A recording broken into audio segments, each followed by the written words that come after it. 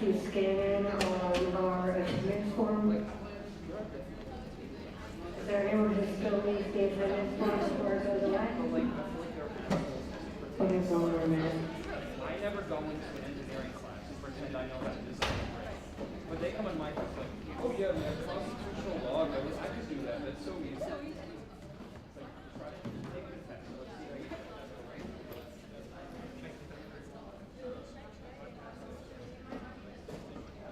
All right, hello everyone. I will officially call the meeting to open at 6:34 p.m.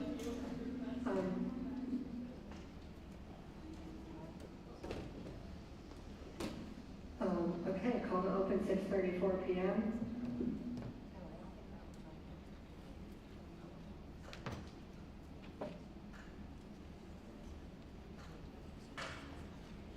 Okay, at this time we will move into public comment. Are there any members of the public who would like to speak? Okay, seeing none, we will move into our reports. Or not reports, we will move into the oath of office for our new senators. New senators, if you could just stand up where you are, and then I will have Noah, our Chief Justice, take it from here.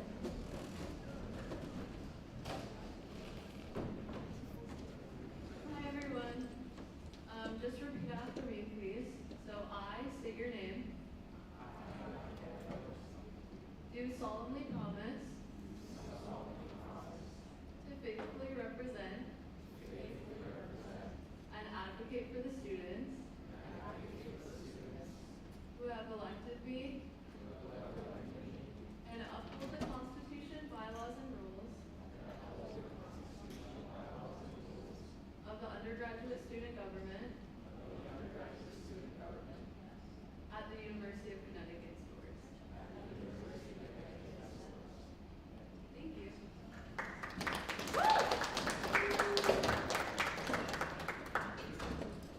Congratulations, everyone. It is great to have you at your first official Senate meeting. So moving into our reports, now we'll briefly hear from each of our governing board members. Can everyone hear me okay? Okay. We will briefly hear from each of our governing board members on what their respective committee, department, office has been up to for the past 2 weeks. Caroline, who so kindly picked up the pizza, not in yet, so we'll come back to her. And we'll start with Olivia and External Affairs.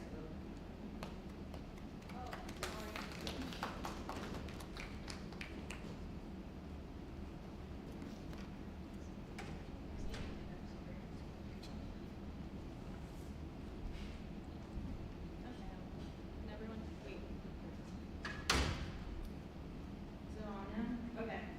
So external affairs, the main thing we've been up to right now is professional clothing closet. We served 165 students during our 3-day pop-up, which started on Monday and ended today, which is really cool. Our next pop-up will be October 13th through 16th, as well as November 3rd through 6th. So the committee will be working on seeing how we can improve this initiative, maybe increasing the credits students can use. I know we want to maybe do bags so that students can put their clothing in a bag. And then we also have early voting coming up for the Mansfield municipal election, so we will be working on tabling to register students to vote, as well as educating them on what this election is and what they're registering to vote for. And then we also are looking into starting, seeing if we can do a next gen chapter at UConn so that UConn students can learn how to be poll workers and get paid to do it. So yeah, that's it. All right, next up is Gabrielle, Student Services.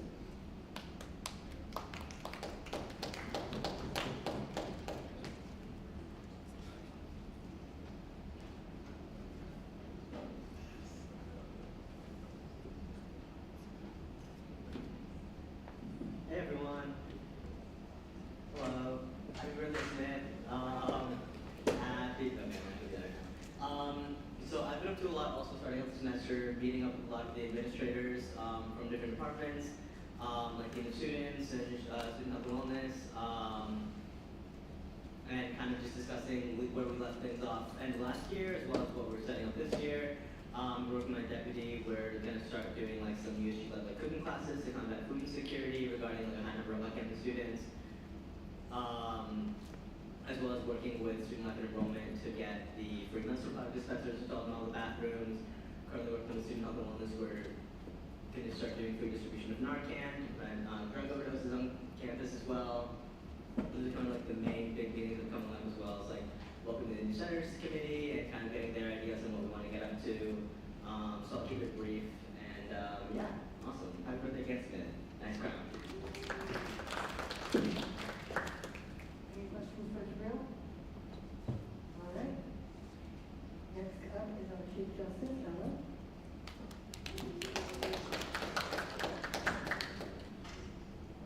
Hi guys, I'm the Chief Justice. For all of you who don't know me, my name's Ella. I'm a senior here, so nice to meet you, who I haven't met already. Nothing too crazy has been going on. We've had like 4 judiciary meetings. We have a full judiciary this year, so that's super exciting. All the justices on the judiciary are great. Besides that, I've been working on a bylaw for a new transition policy to make sure that onboarding is kind of standardized in USG for employees. And then also I've been working alongside Andy, Narita, and Jabril on some legal services projects, trying to get students at UConn free legal services, so that's super exciting. And yeah, that's pretty much all for now. Any questions? All right. Next up is me. The past 2 weeks, I have been busy onboarding all of our lovely new senators. It's been great to get to meet everyone. Everyone should have their committee assignment by now. So if you don't know what that is, please come see me after the meeting. Also, if you're not on Slack, please do let me know before the end of the meeting, so we can make it all sorted out. Other than that, I've been working on planning some of our upcoming Senate meetings and have some exciting guest speakers coming later this semester. That is about it. Are there any questions for me? Great. We will jump back to Caroline now. Okay. Round of applause for Caroline for picking up the pizza.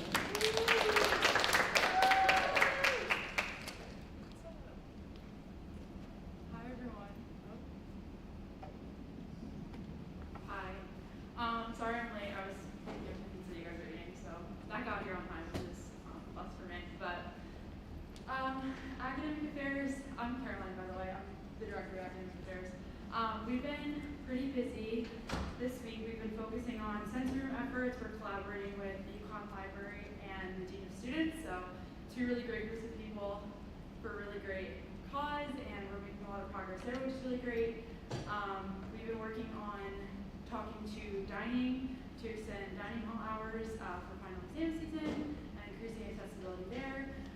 So that's what we've been up to, and yeah, just busy trying to get to know my new senators. So if you are interested in talking to me about advising, please come to committee tomorrow from 6 to 7 p.m. in 325. Thanks. All right. Next up is our comptroller, Lily.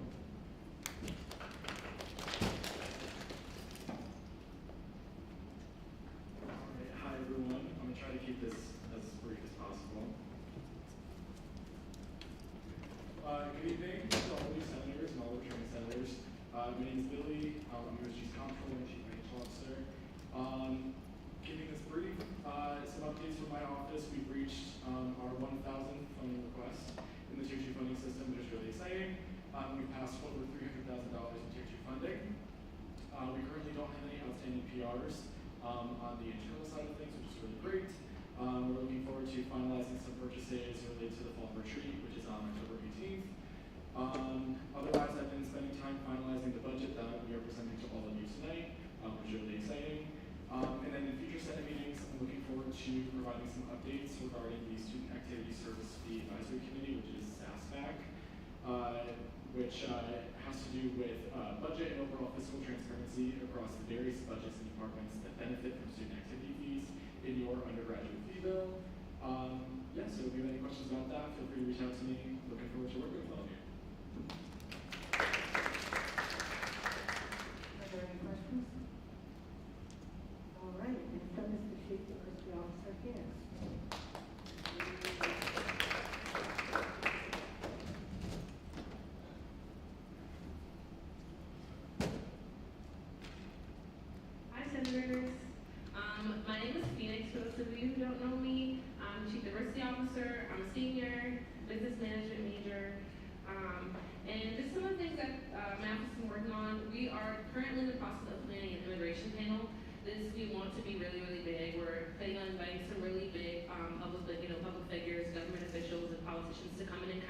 about the current state of immigration rights, give some insight to students on how they can advocate for immigration rights, what they can do on their end.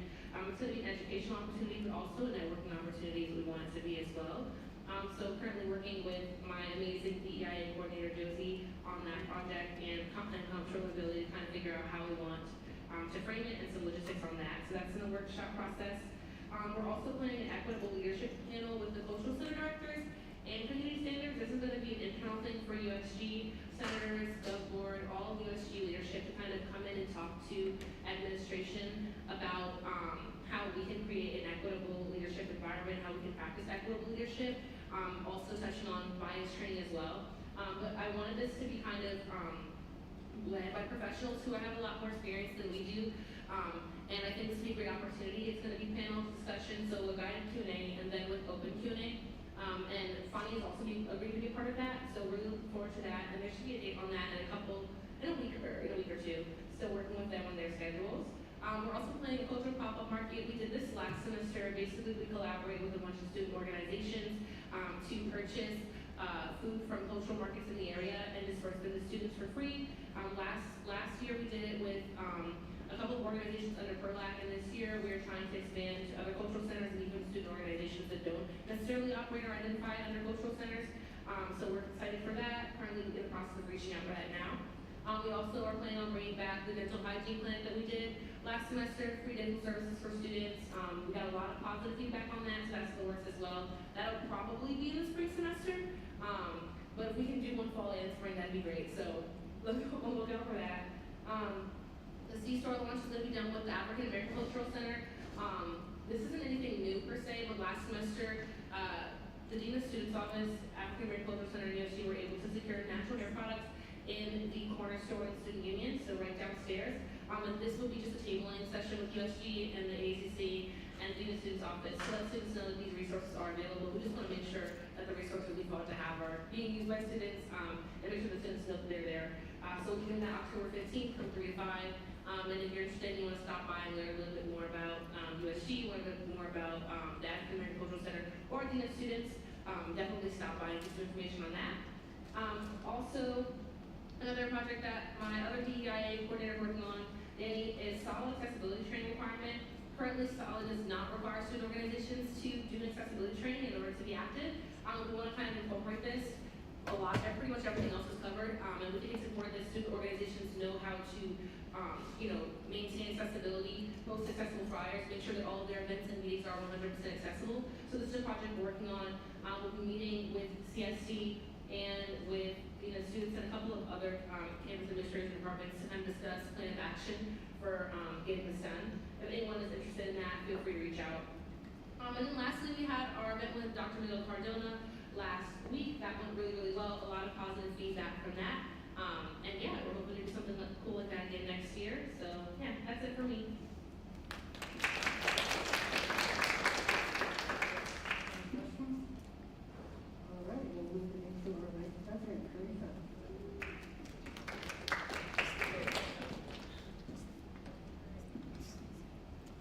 Hey everyone, my name is Aretha. I hope you all are doing well. I go by she, her pronouns, and I'm a senior and currently serve as your vice president. First off, congratulations to all the new senators. I'm super excited to get to work with you all. Over the past couple of weeks, I've been working on the annual fall retreat for senators, more on that later, and continuing to work with the administration and our lovely advocacy directors on a variety of initiatives. Some projects that we're working on include collaboration with legislators and student body governments and other campuses, a hymn prayer space on campus, which we got really good news about earlier today, legal aid services, and school calendar reform. So thank you so much. Teresa, last up, President Danny.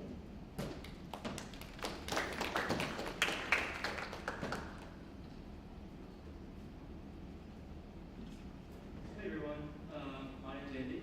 I'm a senior in economics and science major. I'm also the president of USG.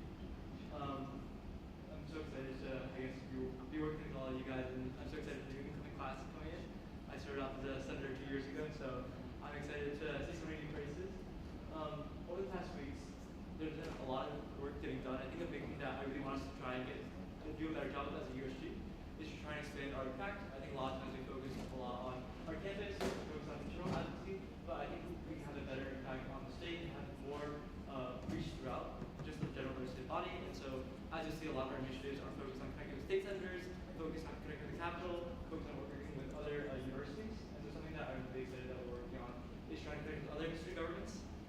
So as you know, Connecticut has a variety of colleges. They have state colleges, they have private colleges.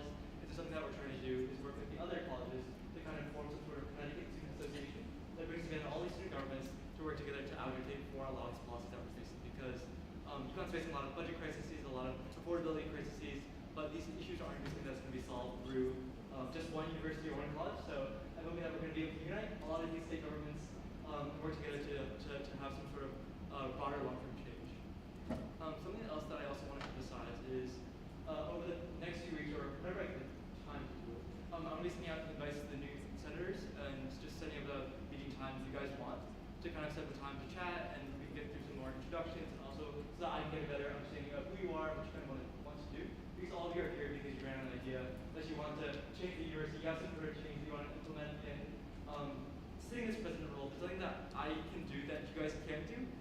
So I want to work with you all to make sure that you believe in the attitude that you guys can do, and believe in the change that you guys can make. So be on the lookout for that. They're completely voluntary. You guys don't have to with me if you don't want to, but if you do, they'll be in the box whenever I send them out.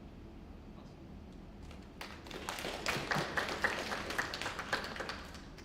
Again, any questions? All right, that is it for our reports. So we'll now move into our voting items for the evening. First up is approval of the minutes from September 17th. Were there any questions or comments on these minutes? Okay, seeing none, what I'm going to do now is move to approve these by unanimous consent. Unanimous consent is something we use for votes that are, not controversial, that have general support. So if anyone objects to this vote, then we'll actually do a formal vote. But if not, we'll just pass these by unanimous consent. So I now move to pass the minutes by unanimous consent. Are there any objections? Seeing none, the minutes are approved. Next up, we have the confirmation of Jonathan Burrow to the position of African American Cultural Center Executive Senator. So many organizations on campus, including all of our cultural centers, have an ex officio Senate seat, which is the senator that they appoint directly. And the AACC has nominated Jonathan to serve in that role. Are there any questions or points of discussion of Jonathan's nomination? All right, seeing none, I will move to confirm Jonathan by unanimous consent. Are there any objections? Congratulations.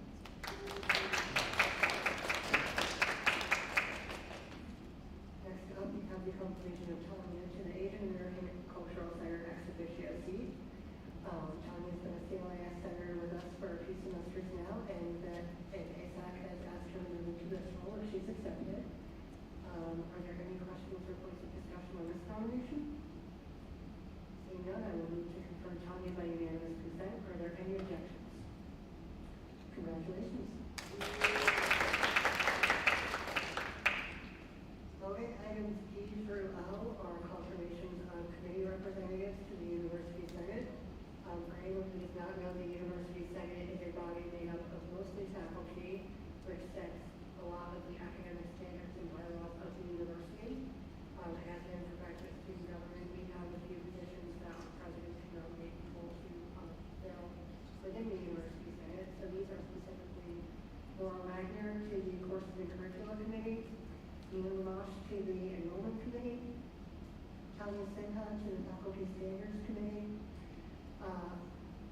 Lila Cornish to the Faculty Standards Committee, Josie Narcisse to the Justice, Equity, Diversity, and Inclusion, or JEDI Committee, Issa to the Scholastic Standards Committee, Smith Bernard to the Scholastic Standards Committee, Sarita to the Student Welfare Committee, Shahad to the University Budget Committee, Nolan to the University Planning Committee, Caroline to the Common Curriculum Plus Committee, and Andrea to the Courses and Curricula Committee. So I am going to move that these 12 nominations be considered together because there is all the trouble of voting twice. And I ask that that be approved by unanimous consent. Are there any objections? Okay, so we will consider these items as one. And Andy, I will invite you up to present.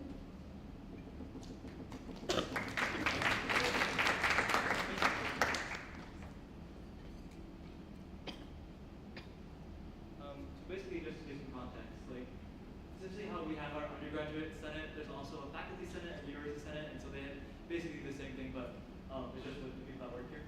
And then just like them, they also have their own committees. So just like how we have our 4 committees or 5 committees, they also have their various committees that do their various things. So as an example, like for example, like right now, I don't know if this is classic standards, but one of the academic committees are looking at W courses, and they're trying to form a W task force to reevaluate a lot of those policies. I don't know if you guys know, but for W courses, there's I think a 15-page limit as like that's the minimum you have to do for W courses. There's also like a cap the amount of students in those courses, so I think it's like 17 or 21 students, and so the people on these committees kind of review academic policies and review policies that can really govern the university. And so while these faculty and these staff are making these decisions, it's really important that students are also part of that, because we're usually the ones that bear the brunt of those decisions. So I've nominated people based on based on both I think experience, but also based on potential, because I think that 2 things I want to make sure is that as a student government, a lot of us are seniors, and as a result of that, a lot of us will be leaving after a year. So I want to make sure that all the information that we have is going to be able to be transferred over, and because I'm nominating 2 people to every single committee, I want to make sure that we have a good blend of both people that are both a little bit freshmen or underclassmen, but then also upperclassmen, so we have that good mix of a little bit of our mentorship, but also people are able to feel more comfortable in these committees and also be able to advocate, because it can be intimidating to go into these spaces. So I'm really excited with the people I've chosen and I guess the committee. Hopefully, I'm going to win. Thank you, Andy. Are there any questions? Any place of discussion on these nominations? All right, I will move to confirm your full nominees by unanimous consent. Are there any objections? The nominees are confirmed. Congratulations, everyone. Next up is a motion to disperse $3,000 from the Office of the Chief Diversity Officer's Outreach Events and Collaborations line item for transportation fees for the learning community's trip to the Metropolitan Museum and Park. That's a lot. This was just passed our Diversity Outreach Commission, so I'll move to table this by unanimous consent. Are there any objections? All right, that is tabled. All right, now we have a piece of legislation. It is a resolution concerning the scheduling of undergraduate student government Senate meeting on recognized religious holidays and proxy voting. This legislation was written by Senator Joel Harris, who could not be here tonight. But Nick, our deputy speaker, worked with him on it, so he'll be presenting.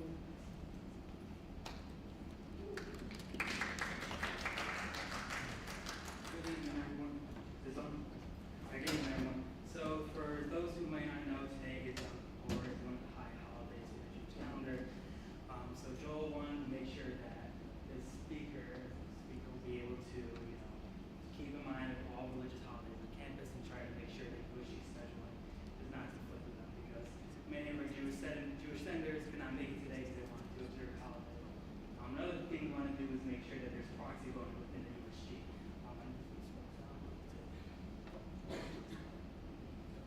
Yeah, so pretty much Joel wants to have this so where our bylaws get amended so where pretty much if there's anything from religious exemption to emergency of any sort, you can reach out to Kyle or speaker to proxy vote on our agenda. So you can therefore, do what you gotta do in your personal life while also representing all the students here on campus. Let's go down a little bit more.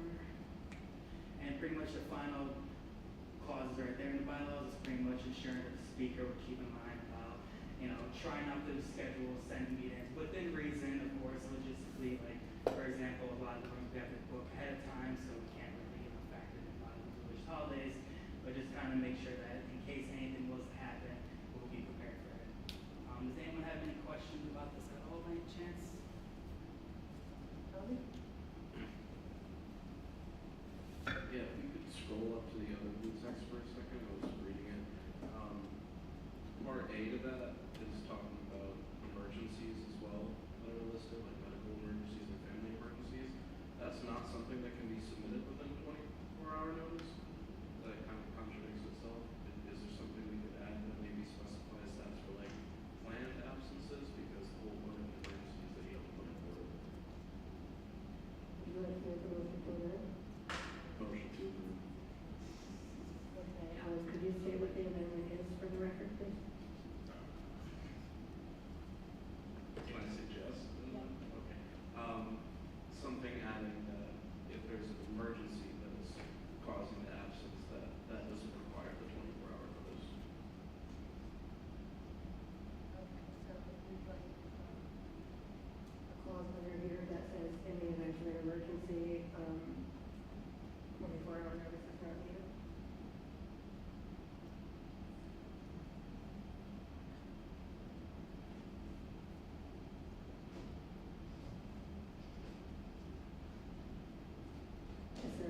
that motion? Carolyn, you're there. Good. Okay, so we are now in discussion specifically on the motion to amend and add this clause. Is there anyone who would like to make a point of discussion on that? Caroline? I just wanted to add that the Senate agenda goes out like a little bit before, 24 hours before, so that might be important to take into account. Like, you might not be able to know what you're voting on, depending on how far out you need to submit, like, that you're voting by proxy. Like, I feel like we should give them more time to be able to fully read through all the legislation, considering that there's a rule that the agenda needs to be set out 24 hours before.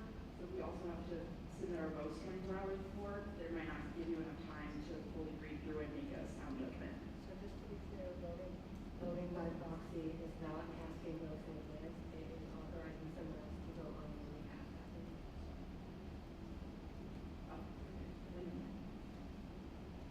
Any other points of discussion on the amendment? All right, seeing none, I will move to accept the amendment by unanimous consent. Are there any objections? Okay, the legislation is amended. Are there any other questions or points of discussion on the legislation as a whole? Andy?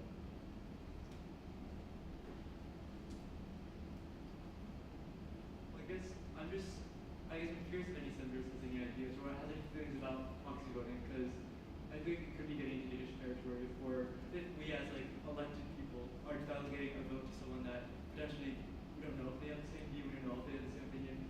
They weren't elected by us, but we don't. I guess I'm just curious to hear if any senators have any ideas about proxy voting. Because even in the U.S. Congress, right, I don't think that senators can give their vote to someone else or allow someone to step in their place, right? So I'm just curious if anyone has any feelings about proxy voting, or if they feel like it's just something that we should go forward with, or something that they have any worries.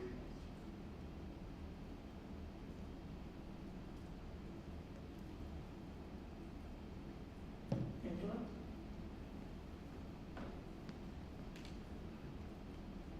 I would agree. Hello. Okay, cool. I would agree with you, Andy. I don't think that that proxy voting should be allowed within USG, just because every single USG senator has been either appointed by a body that represents students or by students themselves, and the students did not elect that person. Should that person be taking someone else's spot in a temporary place? Like that's something that I feel very negatively towards, if I'm understanding you correctly. We'll go to Phoenix and Rowan. I just want to make sure I have the right definition. When we say proxy voting, because that's defined in here, designate another sitting senator. So it would, just to be clear, it would be another elected senator that's just able to vote twice? Yes. Is that, okay. That's what I was. Rowan?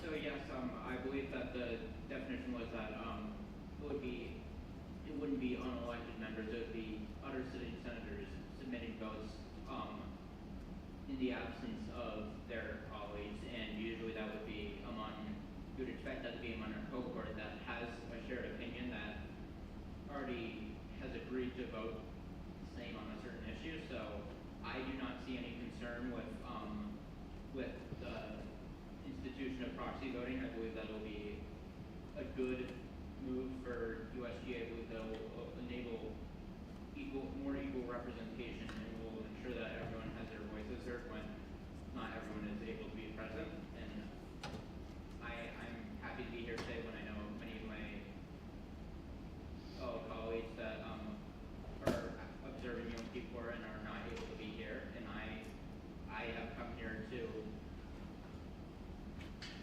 represent our community in their absence. So I feel like this will be a good way of formalizing such practice, and I believe this will work out going forward.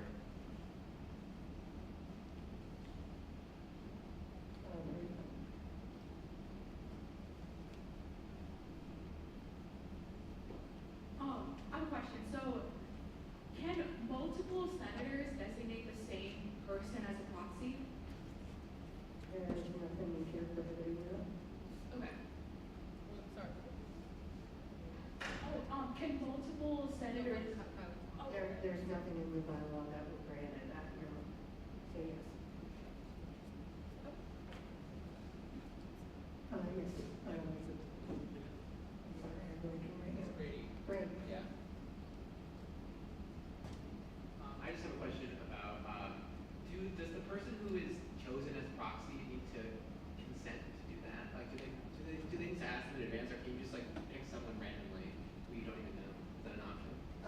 would need to unanimously agree to it in order to cast the second vote. Thank you. Austin? Smith for the minutes, to answer Amy's question. I think proxy voting is the best of the options we have available, rather than having no representation at all. If I'm another senator that I trust, I think we should also build up senator relationships with each other, say, in case something happens, I would build a relationship with another senator so they can represent my constituency, because I trust them. So I think this is a good piece of legislation. Teresa?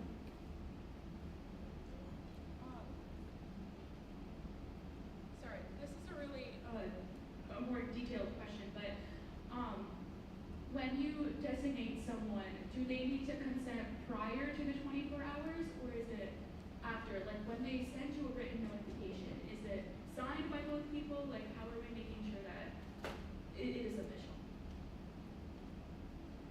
We have not specified that, but as far as I would interpret it, I would only require that the original thing on notification be sent 24 hours in advance, and then I would confirm with the other senator before it started.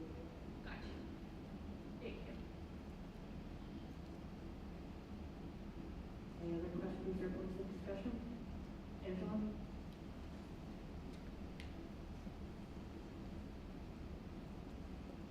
I mean, this is more a general question for everyone too.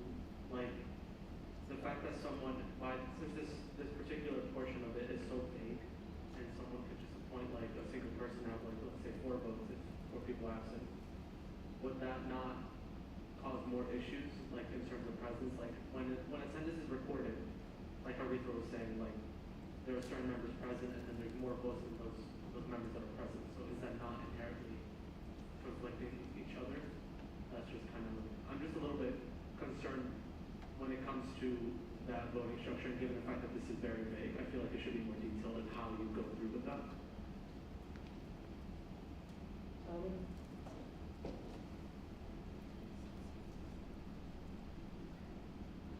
think that's a great point, but I'd like to counter it by saying that in Clause A, the only way for this absence to happen is either for religious observance, medical emergency, or family emergency. There's no real way to just group senators designating votes together to kind of make that an issue. I would imagine that some sort of documentation is required to either prove those things or if it's challenged. So realistically, I don't see how this could happen for more than a few people. And if it is a few people being affected by the same emergency or religious thing, they're probably going to vote in the same manner anyway or communicating with each other. I don't really see how this could be negatively affected.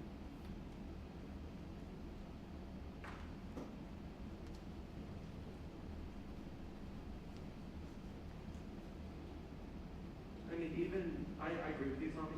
Even like, just the proof thereof, like a valid absence, I feel like is an invasion of privacy in the sense.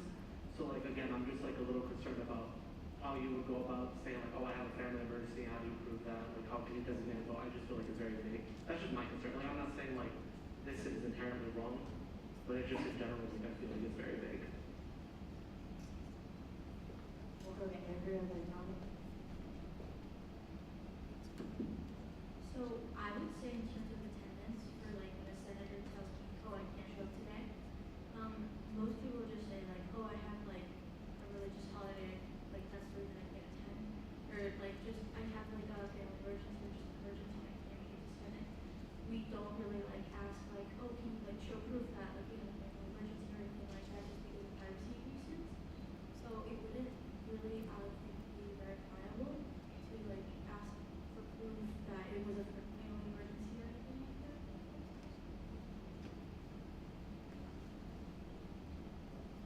Just to clarify, I wasn't suggesting that that documentation might be required just as a thing that could happen if somebody wanted to offer it, or if there was confusion. But I know there's also other university policies to go to dean students when there is some sort of emergency affecting class. And I feel like that could just be a thing of like notifying someone much more appropriate to then just say, yes, this is a legitimate reason someone's coming. If it even gets to that point. I don't think it should or ever will, but just as a potential thing that could happen. Sarah?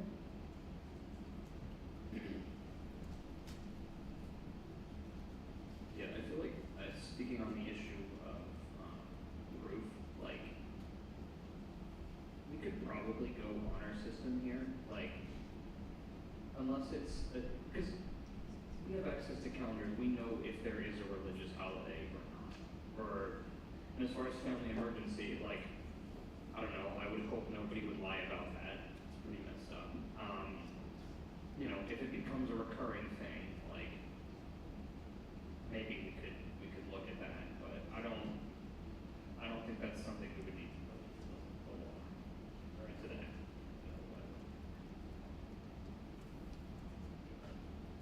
Yeah, I think in terms of like for family emergencies and stuff like that, I don't think like, I think the only thing you don't want is somebody questioning you and on if it's real or not. I think that'd be like that. But I would say probably, like you were saying, the honor system, you just send the speaker a quick email, you and the other person, maybe some sort of like agreement between you both saying like, oh yeah, I can't make it today due to personal emergency, family emergency, religious holiday. And then you simply just notify the speaker, and it's really easy. I don't think we should like complicate it too much and add all these rules and verifications and stuff like that. I think like in that sense, we would respect everyone's privacy and just like keep it moving.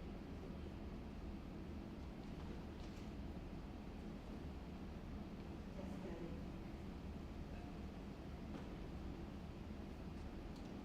So aside from the whole privacy thing, this is a completely separate piece of it. Would there be, as an alternative, I guess, even an option of doing something like, you know, like how when we have to vote, we scan QR code and just vote our option or whatever. So for someone who wouldn't be able to attend because of emergency, medical, whatever it is, would there be the option instead, in theory, for them to vote if it's before Senate meeting starts or something like that? They look at the agenda, they see the voting items, and they vote at that point, and then those votes can also be counted, rather than having to do proxy, where you have to kind of, like, in a sense, like, put your trust in someone else's vote. Is that an option? I don't know how it would work. So I guess the reason I would caution against that is things can be amended here on the floor, in which case the original intent of that vote might not be carried over. And I really wouldn't know ethically whether I can count those votes or not after the documents have been changed.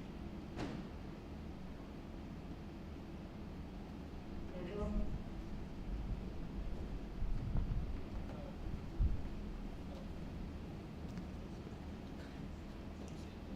I mean, even to what you just said, Kyle, if an amendment happens, how does that person go about voting in that aspect? Like, I understand, like, you're delegating your vote to a certain senator, but like, what if the two people would disagree on the stances of that? And I understand, like, historically, as a person might be in a similar, like, mindset as that person, but the legitimacy, not legitimacy, but the protection of that vote, I feel like that, and what you just said, raises a little bit more concern for me when it comes to that. Because, like, again, there's various different things that can happen with the vote. Just a quick announcement, everyone please say your names before speaking. So I think that, oh, in your minutes, sorry. So I think that when your senators reach out to the speaker of this, the person who cannot be here will specify what their vote is, just to make sure that the speaker is aware, and that way he can count it in when we're speaking.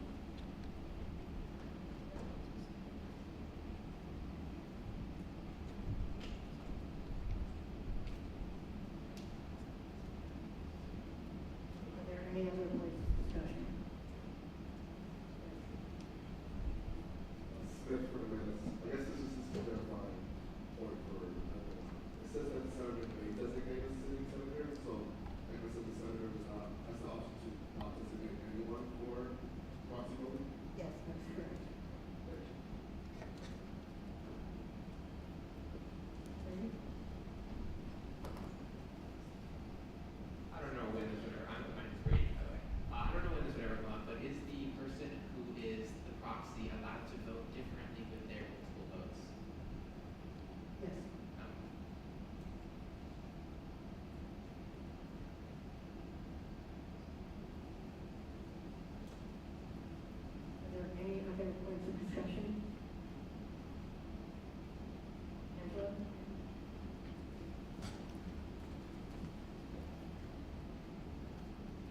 clarify what you said. Even if like, so if a senator delegates their vote to another senator and informs you how they're going to vote, they can, that senator that is then delegated that voting power can still choose to go a different way. Did I understand you correctly? No, I believe the question was, if you were a proxy, could you cast your vote as Angela one way and the vote that you're casting as a proxy? Oh, okay, cool. All right. Consider to reflect the way it's supposed to be. Are there any other points of discussion? Any? I just have a quick question. So like, when they're delegating the vote, they're not actually telling them how they want to vote, right? They're just telling them that you have to vote, but they're assuming that they're going to vote the way they want, right? Because they couldn't tell them that's how they want to vote because it might get amended before. Am I understanding that correctly? And they're allowed to discuss the agenda items in advance, but that ultimately they are delegating the vote itself. Because I was just thinking like ultimately like if they're telling them like this is your vote, but then they don't vote in the way that they want, there's not really like a repercussions mechanism for that besides not delegating. Right? It's like for example, if I delegate someone delegates a vote to someone else, but they vote in the opposite way with their vote. What I guess is the repercussion if they didn't want them to vote that way. There is nothing in this bylaw concerning that. The bylaw gives the senator the authority to delegate their vote to another senator. This may be directed towards you, but can the argument be made if, for example, a proxy vote was like, they specifically said, I want you to vote in favor this way, and let's say that, you know, the senator lies or something like that, say, instead I want to vote no. Wouldn't that technically just be an outright violation of bylaws and like their duty as a senator? I know that's probably a big heavy question to answer at this moment. I feel like that could be the argument. So like that would be the repercussions, the fact that you're going against exactly what the rules of bylaws say. Yeah, I don't have an exact answer for you at this moment, but I see how that can be an ethical concern. I think that's definitely something we should take into account with this legislation. So yeah, thank you. Okay, I did want us to move on with this agenda because I do think that we have a lot of things to get through tonight, and I don't want to keep everyone here too long. From what I'm hearing in this discussion, there are some concerns about proxy voting that I do think need to be addressed. So I am going to move to amend and remove the therefore clause concerning proxy representation. Are there any points of discussion on the motion to remove that at this time? Removing it would allow it to be introduced as separate legislation in the future, so it's not absolutely ending the idea, it's just ending it. Okay, I will move that amendment be accepted by unanimous consent. Are there any objections? Okay. Seeing none, are there any points of discussion on the legislation itself concerning the scheduling, the taking steps to avoid scheduling on religious holidays? All right, I will move that the legislation as amended be passed by unanimous consent. Are there any objections? Seeing none, the legislation passes. Next up, we will move into approval of the USG final programmatic budget. I will turn it over to our comptroller, Bill.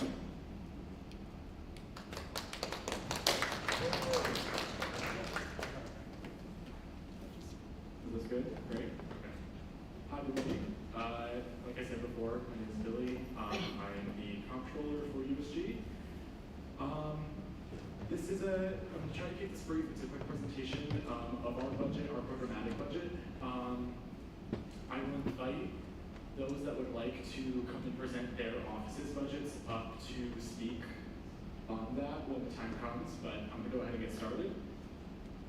Okay, so a quick background on where we get our money.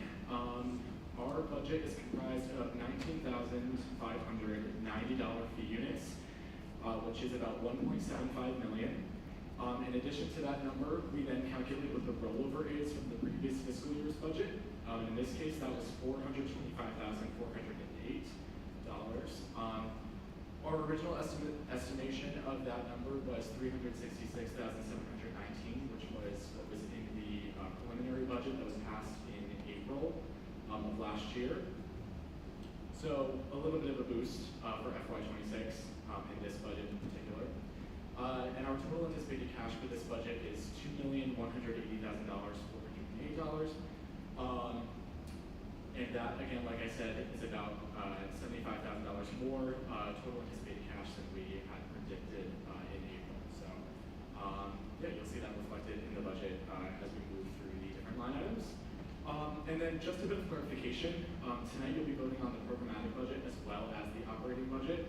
I want to express that those pots of money are the same. Those are two budgets that take the same quantity of money and break it up in two different ways.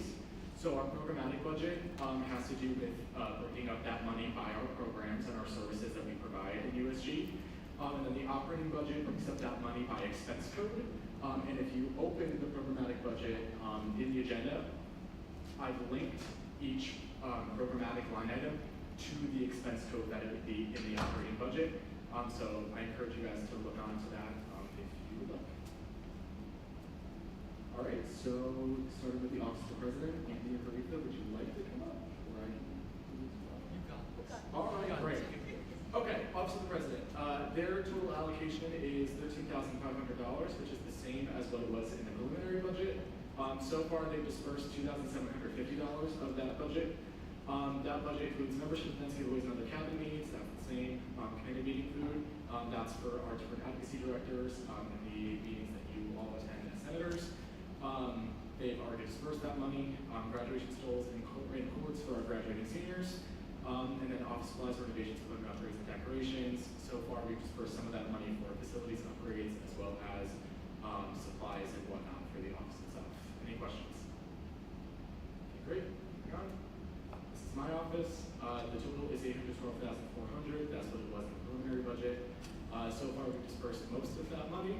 Our budget includes non-student payroll, which is our professional staff that we pay, who works upstairs in the union. They are our financial advisors and our advisors just in general. We pay them because they do great work for us.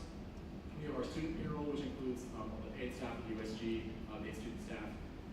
We have the nutmeg yearbook line item, which has already been dispersed and voted on. That was the $100,000 MOU that we voted on last year.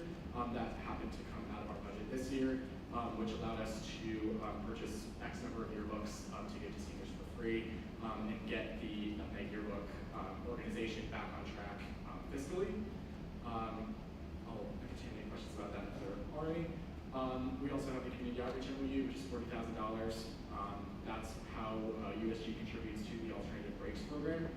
So for anyone that's participated in that or hasn't participated in that, that's the sort of programs that go out during winter break and spring break and whatnot and do community service initiatives. We provide a bit of money to lower that cost for students that do take part in those activities. We have the IT support line item, which is our MOU with Facility IT. That money has been dispersed. It has not shown up on our monthly bill, which is why I don't have it in red yet. But we dispersed about $43,000 for that. That's the money that we get for our computers, printer, etc. How we operate in office. We have the Holy Armory rental, which is $20,000. That's a line item that we have as an in-case sort of thing. We are anticipating paying $20,000 for the fall semester for the Holy Armory rental, so that that space cost does not fall onto Tier 2 RSO leaders. I will have more information about that later in the semester, but we're keeping it in the budget just as a catch-all. And then we have the office telephone charges and the software charges that have already been dispersed that go towards daily operation for our communication staff. Any questions? All right, great. Phoenix, do you want to come talk about the CDO budget? Or? Sure. All right.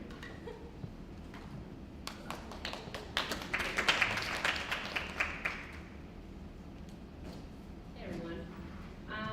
So there's two budget line items. One is cultural fairs. Typically that money just goes towards any collaborations we do with the cultural center. We used to do a cultural fair, which is kind of like a scavenger hunt, passport kind of thing, where students would be able to go through each of the cultural centers, learn more about them, and we just distribute merch. But the cultural center said that in the past, just hasn't been impactful as they wanted, so we agreed on doing individual collaborations. So that's kind of what that money goes towards.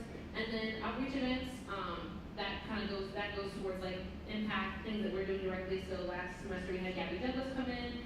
We had about 250 people there, and it was a guided Q&A and then open Q&A at the end. So that's like that. We did Paint Your Story with student services. That's another kind of event that this would go towards. Any initiatives that we do, mentorship programs, or any collaborations we do with the Office of Diversity and Inclusion or the Dean of Students Office. And we just recently dispersed $3,500 for the event with PERLAC, where we brought in Dr. Miguel Cardona. So, yeah.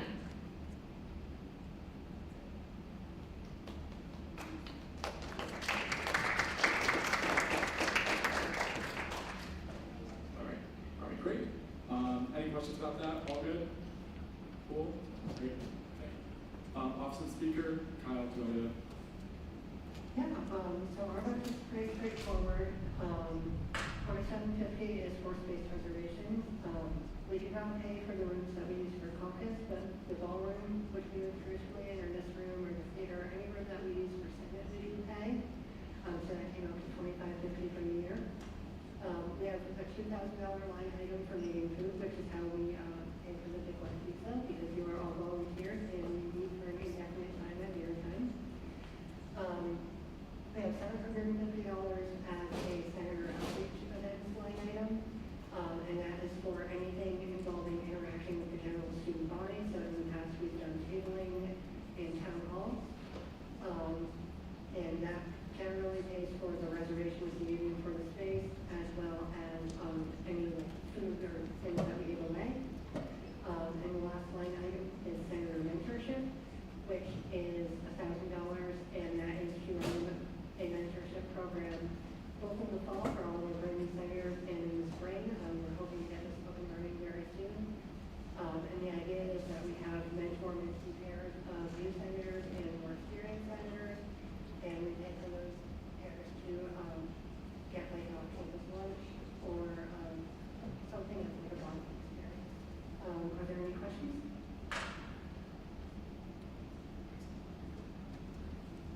All right. Do you want me to do this one? It's very, very quick. All right, great. Just $1,000 for the judiciary. That goes towards judiciary supplies in the event that they need them. And then the other $500 is for the Student Union Theater space reservation when we have our debate in the spring. Any questions? All right, great. Comms team, I don't think anybody is here tonight, so I'll go ahead and take that one. All right, cool. So the comms team has 2 line items. They have equipment upgrades in the event that they need to upgrade photography supplies, videography supplies, or equipment, and whatnot. And then they also have a line item for promotional and advertising items, internal and external outreach events. This could be for merchandise that's not for the cultural fair, or any other promotional advertising items that we as an organization deem necessary. Any questions?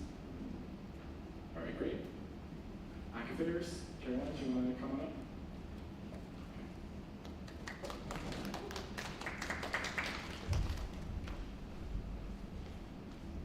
Sorry to put you on the spot. Hi. Okay. So for characters, we do. Oh yeah, it's Bernard's birthday, so hope you guys like that. We're doing a school supply event. We do it at the end of every fall semester. It's normally around $20,000, but we upped it to 25 because we're contractually obligated to use the same vendor every year, and sometimes the prices go up. So that's just to accommodate for that. And so we can hopefully buy some more stuff because we always sell out and it ends really early.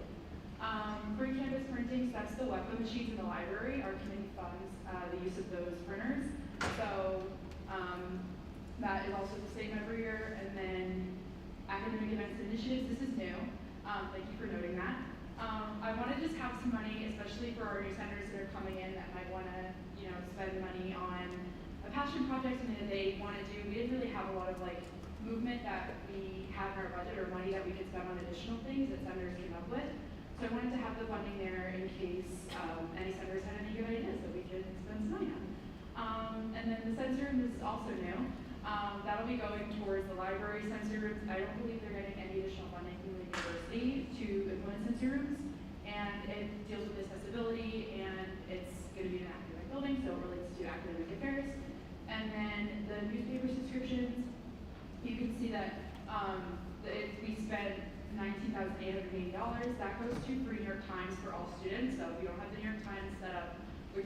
know, please do that. And then you can see it was originally $20,000. That's where the $120 comes from at the end of the sensory budget. So we just rolled that over because we didn't spend it and we're not going to spend it. So it's going to the sensory room. Yeah, that's it. Thanks, any more questions? We're going to keep on. All right, cool. External affairs, Liv.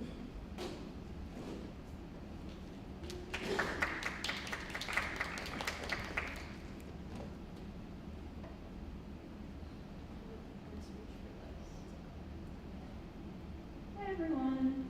So you'll probably notice External Affairs has the least money out of the three committees, but that's okay, because usually our initiatives are a little more low cost. So looking up here, the clothing closet, we have $1,500. So we do get the clothing for free. However, we do need to pay for some of the things we furnish the space with. So this included last year, we bought the fitting rooms, racks, hangers, all of that. So the $1,500 we had, that went towards, we had to rent card readers so that we could keep track of credits. We bought more pants hangers, and we want to maybe buy a few more things. So this leaves us some wiggle room. For example, if we were to purchase bags. And then community engagement is kind of the all-encompassing line. So right now, clothing closet was kind of set. So this allows us to carry out initiatives. I know we might need some money for tabling to get students registered. What else? If we were potentially going to do an alumni networking event that was mentioned last year. So the $20,000 is just to give us some wiggle room for any initiatives we come up with this year. Are there any questions? Awesome. Yeah, and just for some context as well, for the reason that the external budget is pretty vague. In previous years, the external budget has been several line items that have totaled like $2,000, $3,000 each. And it kind of pigeonholed external affairs. It made them have to kind of do a bunch of small things and have to move money around pretty often in order to get those things kind of off the ground. So we decided to just do a $20,000 pot for them that they can pull from for all their different missions. It just makes it easier for them to vote on money and then disperse it for various activities. All right, no questions? Great, okay. Services, Jarrell?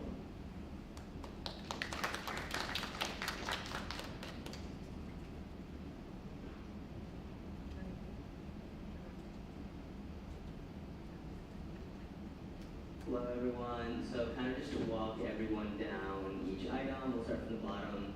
So for Plan B, for those of you that do not know, we have a memorandum of understanding, which is like a contract with Student Health and Wellness. We give forth $11,500 every year. It's a set amount that we've decided on through the contract and numbers on how often it's used to offer free Plan B to all students throughout the year. You just go to the pharmacy, show your UConn ID, and they'll give it to you for free. The mental health initiatives, so there is $5,000 right there. It was originally $10,000, but we kind of moved some stuff around depending on like what we needed and how we use things. An example is the Paint Your Story event with Phoenixes, as we mentioned. So $5,000 just kind of general to give us a little bit of wiggle room on things we see fit there. Legal services, the $30,000 is something that some people talk about in the reports. So this is a like preliminary $30,000 that we kind of workshop on a figure that we think would be what this would cost. We're still kind of working that out. And $30,000 is a buffer, like that is the highest possible estimate, so it will likely end up being less than that. We've had some promising meetings that show a very reduced cost. It's just kind of like, if it is the most expensive model that we have looked at, this is kind of a buffer to give us that room to do that. Food security initiatives, $10,000. This includes kind of one of the cooking classes I was talking about earlier and having multiple throughout the semesters to give students that kind of development opportunity. And it's not just for students in the class. We have it like live streamed on our channels, and people will be able to like pick up packages of the materials to like follow along at their own homes. And then the hygiene event is kind of like a personal grooming event, kind of shifting from, so in previous years we did period box, which was free menstrual products. But given that the university is now installing food dispensers, we're kind of shifting towards a more general Personal hygiene, so still having some menstrual products, but also going into some other kind of essential personal grooming hygiene products that they would need to get through, especially since we have a lot of students living on their own now, and things of that nature. So that's kind of line by line. If anyone has any more specific questions, I would be more than happy to answer.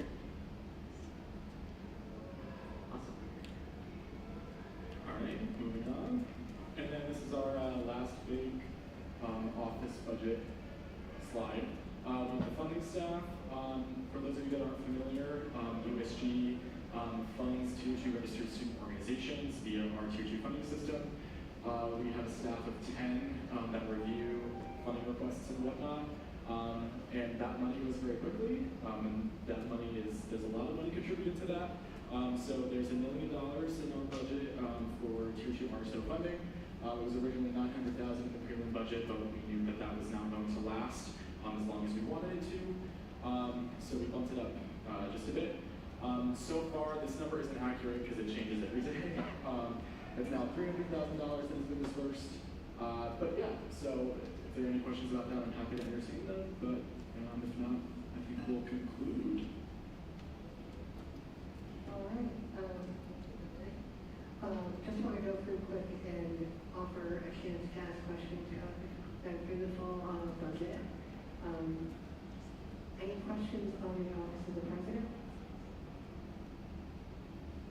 Office of the Comptroller? Sure.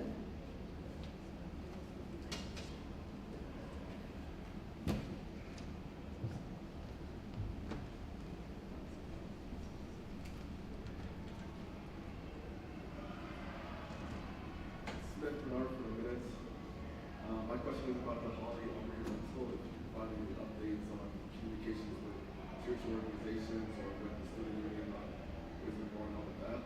Yeah, so I've met with Trisha Ann, who I believe is the director of the Department of Student Activities. She has provided me a quote / invoice for the Holly Armory. USG last year, based on conversation that happened at Senate, was prepared to contribute this amount of money to the Holly Armory space. Just to clarify, the $20,000 is for one semester, so it would be paying for fall 25 that this line item would go towards. The reason it's here is because USG, again in conversation last year, had sort of agreed that it would not be fair to charge Tier 2 RSOs to have to pay for the Holly Armory space with such short notice. I put it in the budget because I'd like to entertain conversation about perhaps doing that again, because we understand that when RSOs are faced with bigger expenses, they come to us anyway. They're going to put this through the Tier 2 funding system. They're going to request to use the space via our funding system.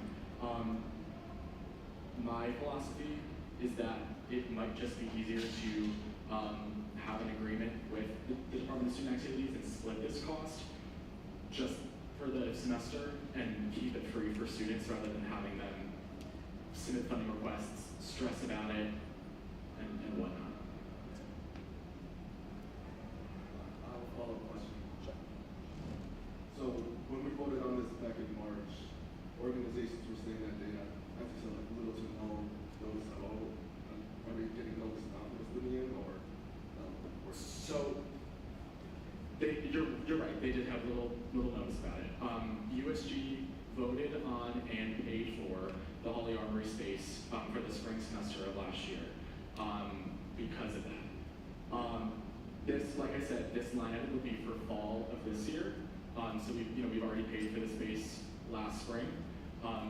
It's in here because in conversation that I've had with the Department of Student Activities, we're concerned that students aren't going to be able to pay it again. And the fact that they didn't have to pay for it in the spring means that they might not even be aware that they have to pay for it now. Do you sort of see what I'm saying? It just doesn't really make sense for us to say, okay, we'll pay for it eventually via the Tier 2 funding system when we could pay for it right now for them.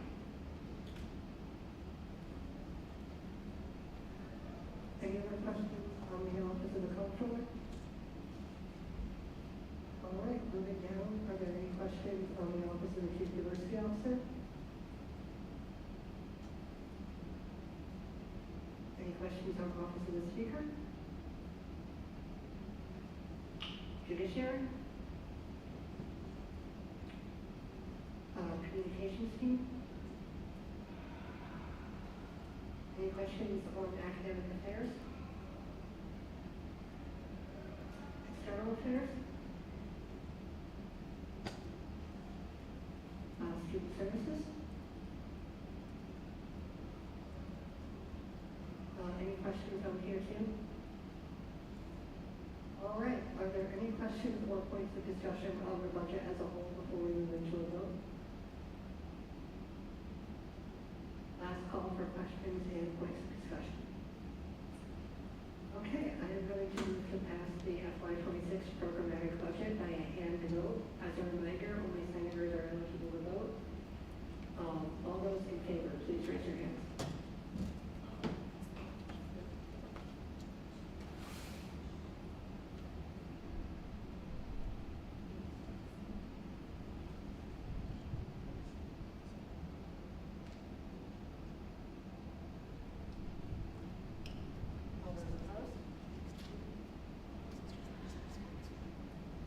Abstentions?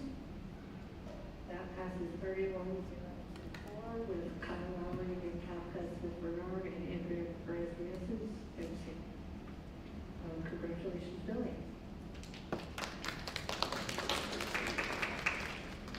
Our last voting item is our operating budget for FY26, and Billy, I'll turn it back over to you. So, I'm going to reiterate one more time. The operating budget is the same pot of money that is the programmatic budget. The programmatic budget is just a different way of breaking up this total pot of funds, the whatever number I said before, the 2.2 million. The programmatic budget breaks it up by our programming initiatives. The operating budget breaks it up by our expense code. So an expense code for travel, which I believe is like 624. Expense code for contractual services. So, for example, non-student payroll in the programmatic budget is non-student payroll. In the operating budget, it's non-student wages. For, if you scroll all the way down, wages, non-student. Like I said, same pot of money, different way of breaking it up. Our professional staff likes to see this budget, the operating budget. They like it for bookkeeping purposes. For Senate purposes and for our website and for our committee directors, the programmatic budget makes more sense because it allows us to kind of target certain programming initiatives. But like I said, can't say this enough, same pot of money, different way of breaking it up. Any questions? Any points of discussion? All right, we will move into another hand vote. All those in favor, please raise your hands.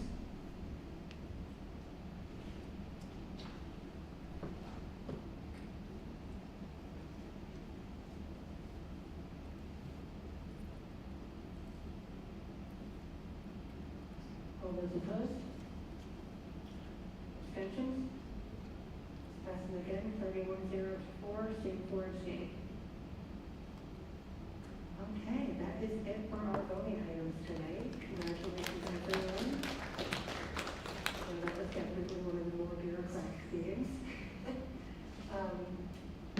So next up, we have discussion. We don't have any items on the agenda for discussion tonight. Under announcements, I will hand it over to Karina. Awesome. Hey everyone, Marina again. So as VP, I get to plan the USG retreat, and this is an opportunity for all the senators to learn more about the organization, connect with each other, make some new friends, and also connect more with the Gov Board. That's all of us, a lot of us sitting up here. So it's really a space for almost all of USG members to come and do a lot of team bonding and leadership development. So if you scan this QR code, it should take you to an RSVP form. The retreat will be held on Saturday, October 18th. We have slated it to start at 10:30. be two halves. So it'll be 10:30 to 2:30 will be the morning half, and this will be on campus in the SOC space. That SOC space is like where the USG office is. So now if you don't know what that is, you will learn soon. Then lunch will be provided, by the way, that'll be part of the morning half. We're getting food catered from a Thai place, so super exciting. After that, we will all head to Puzzle Theory in South Windsor to take part in some escape rooms. And I'm personally really excited for this. We have never gone to an escape room in the past for a USG retreat, so it'll be totally awesome if you can make it. Yeah, it's gonna be great. Any questions on the retreat? Definitely highly recommend. If you have any questions, definitely come up and see Teresa after the meeting. Last announcement is